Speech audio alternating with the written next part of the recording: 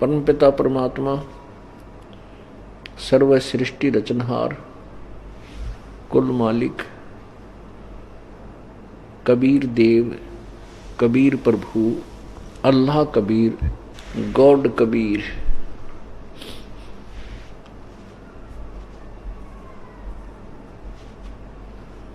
अपने सतलोक को त्याग कर अपने सत्यलोक से चलकर इस काल के लोक में आते हैं, क्योंकि उस परम पिता की प्यारी आत्माएं इस काल के जाल में फंसकर कष्ट उठा रही हैं। अपने माता पिता को ही अपनी संतान का दुख होता है, उसी को विशेष चिंता होती है। ठीक है, कोई निकटतम संबंधी होते हैं उनको भी दुख होता है, परंतु जो माता पिता को दुख होता है वो अन्य को नहीं हो सकता। जो चिंता किसी का बालक बिगड़ जाता है, किसी का बालक शरारती हो जाता है या किसी कुसंगत में फंस गए, वो शराबी कवाबी बन जाता है, चोर लुटेरा बन जाता है, तो माता पिता की चिंता बढ़ जाती है। उनका भरसक प्रयत्न रहता है किसी प्रकार भी मेरा बालक फिर से सुधर जाए और वापस आ जाए, अपना नेक नीति से रहे, तो वो अंतिम श्वास तक अपने पुत्र या पुत्री की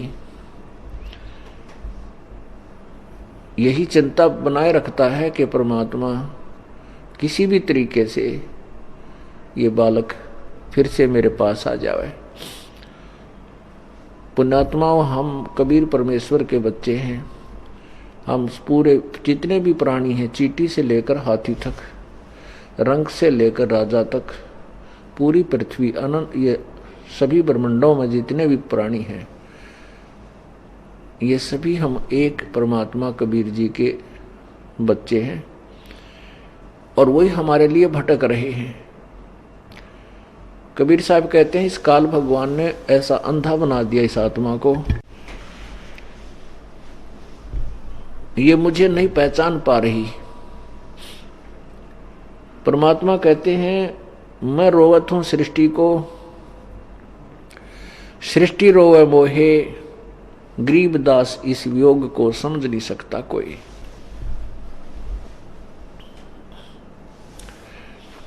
परमात्मा कहते हैं कि गोता मारूं स्वर्ग में और जा बैठूं पाताल, कह कबीर मैं ढूंढता फिरूं अपने हीरे मोती लाल। प्यारी आत्माओं, परमेश्वर कबीर जी हमसे भी दुखी हैं। क्यों दुखी हैं? क्योंकि उसके बच्चे इस काल के जाल में फंस गए। कोई गधा बना है, कोई गधी बनी है, किसी को कैंसर हुआ है, किसी की टांग कटी है, किसी को किसी प्रकार की पीड़ा है। एक पल भी ये जीव सुख से सांस नहीं ले रहा। और परमात्मा कहते हैं,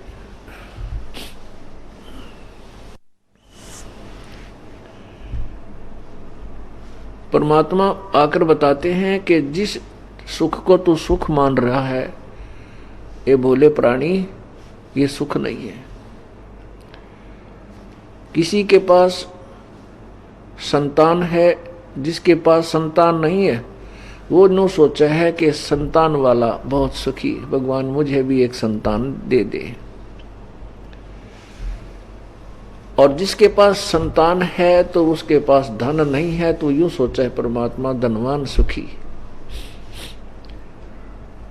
मेरे पास कुछ संपत्ति हो जाए तो मेरा भी ठीक काम चल जाए, मैं सुखी हो जाऊं।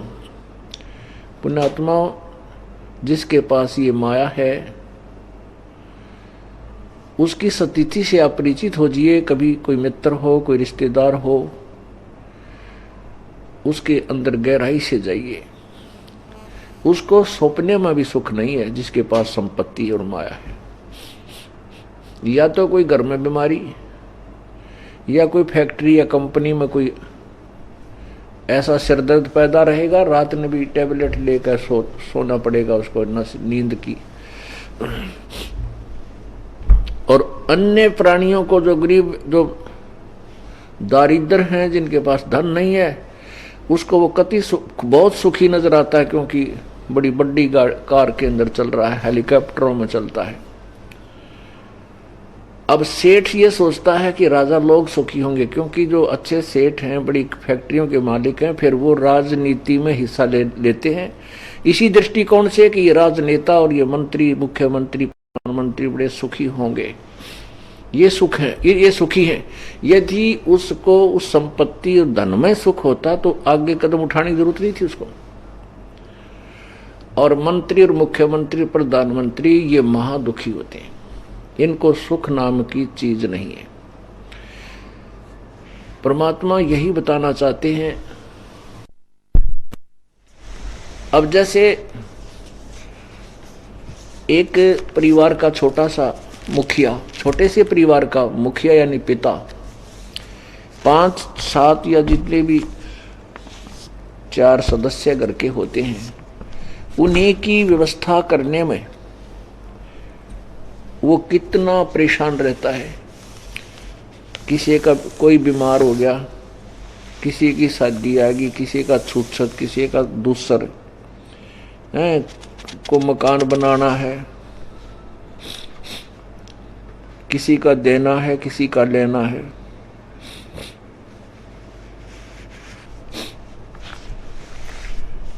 तो एक छोटे से परिवार का प्रधान, स्वामी, पिता, वो सुखी नहीं।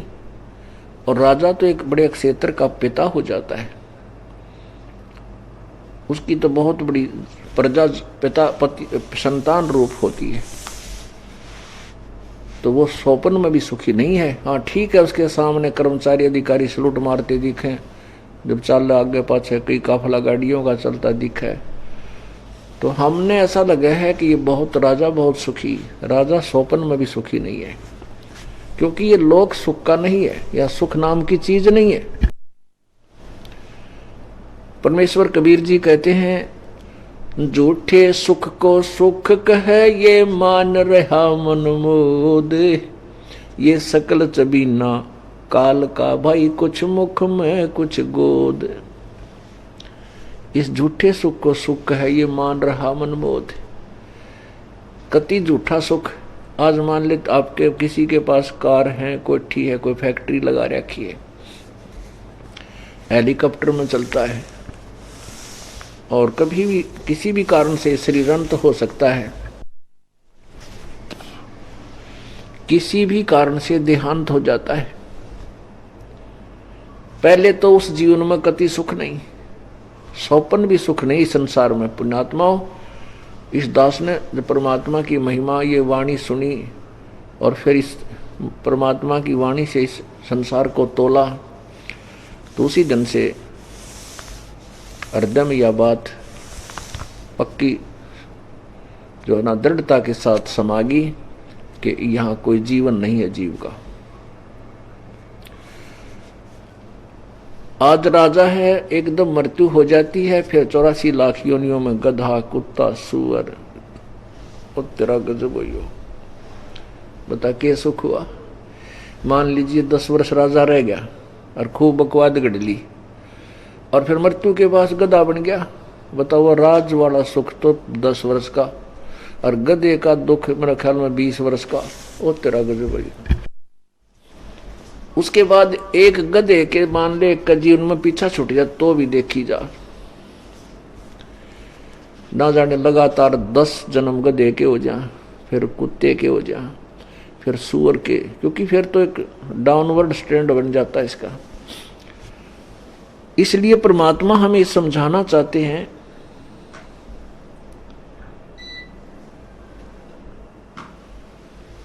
कि यहां कोई भी सुखी नहीं है। इस झूठे सुख को सुख है ये मान रहा मन मोद, ये सकल चबीना काल का, कुछ मुख में कुछ गोद है। जैसे आप कल के सत्संग में सुना था आपने, परमात्मा कहते हैं कि ये काल जो है 1 लाख मानव शरीरधारी प्राणियों को नित्य खाता है और 1.25 लाख जीव मनुष्य उत्पन्न करता है।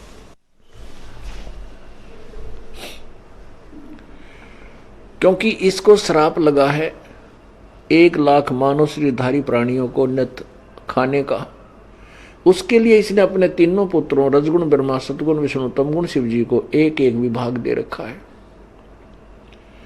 ब्रह्मा जी शरीर जीवों के शरीर पर उत्पन्न करने की प्रेरणा करता है, अर्थात उसके अंदर रजोगुण है। उस रजोगुण से प्रभावित होकर के ये प्राणी संतान उत्पत्ति करता है। जीव के बस की बात नहीं है। जैसे ब्रह्मा विष्णु महेश अपने लोक में रहते हैं, इनकी राजधानी है ऊपर के लोकों में, और उनका जो उनके गुणों का जो प्रभाव है, उनकी जो रेंज है, उनकी अक्षमता जो है, उसका प्रभाव जो है, उसकी रेंज इन तीनों लोक, पृथ्वी लोक, पाताल लोक और स्वर्ग लोक में है। जीव के बस की बात नहीं है कि वो इन गुणों से प्रभावित ना हो।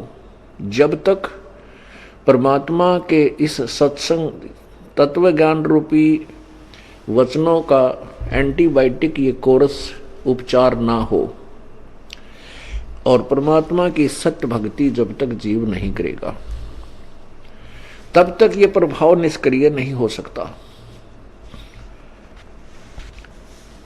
तो जैसे कमरे में, मकान में 3 कमरे हों, 4 हों, और रसोई में छौंक लगा दिया मिर्चों का सब्जी में, और उसकी महक हवा के झोंके से उन पूरे परिवार में फैल जाती है, न पूरे घर में फैल जाती है, और जहां भी जो प्राणी बैठा है घर का सदस्य, वो उसको छींक आनी शुरू हो जाती है। अब उसके बस की बात नहीं वो छींकों को रोक सके। इसी प्रकार इस काल भगवान ने अपने तीनों पुत्रों में एक एक गुण भर दिया।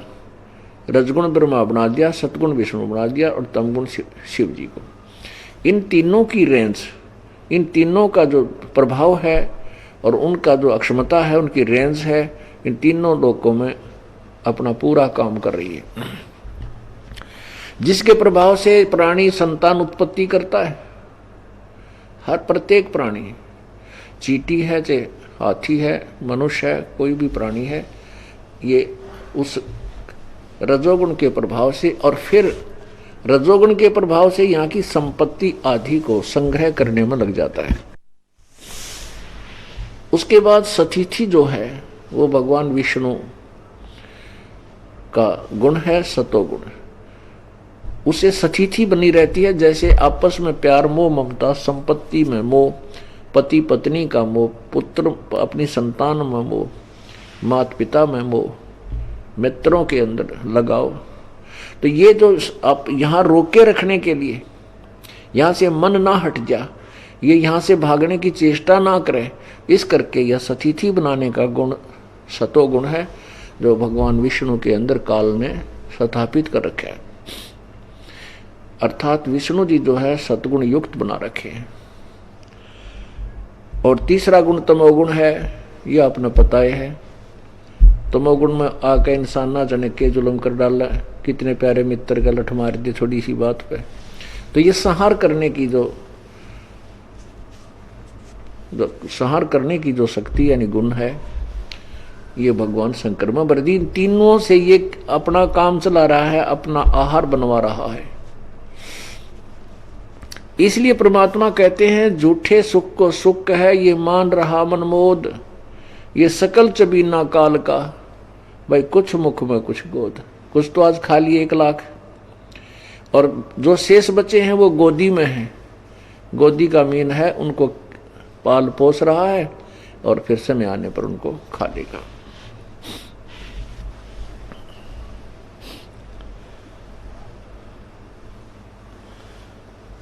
परमात्मा कहते हैं हमने केवल सुख यहाँ ऐसा मान रखा है, जैसे एक व्यक्ति के 3 पुत्र थे, उसके 2 मर गए। एक व्यक्ति के 3 पुत्र थे, उसका 1 पुत्र मर गया, उसकी 1 की मृत्यु हो गई। एक व्यक्ति का 1 ही पुत्र था, उस 1 की ही मृत्यु हो गई। अब जिसके 3 पुत्र थे और 2 की मृत्यु हो गई, उसको किसी ने समझाया, जैसे किसी के यहाँ मृत्यु हो जाती है, बहुत से कुल के लोग, मित्र, रिलेटिव आकर के उसको सांत्वना देते हैं। तो वहाँ बातें चलती हैं, कहते हैं भाई ये तो आप देखो, आपके तो एक तो बच गया, 2 लड़के मर गए। उस अमुक व्यक्ति का 1 ही बेटा था और 20-22 वर्ष का होकर के वो मर गया। भाई यहाँ तो एक से एक दुखी है। तो जिसके 2 बेटे मर गए थे, मृत्यु हो गई थी 2 बेटों की, 1 शेष था, उसने अपने दुख को हल्का कर लिया कि चोखा है भगवान, मेरे तो 1 तो बच गया, उस बेचारे का 1 भी नहीं बचा। यानी उसको उसके दुख से तुलना कर नहीं, बेटा यानी अपना जो साथ पुत्र, बेटी है या बेटा, पति है या पत्नी, जिसके साथ हम रहते हैं, तो बहुत गणाव है, टक्कर मार कर रोना पड़ता है। तो वो सुख मान लिया उस दुख को ही। बोलो सतगुरुदेव सत साहिब।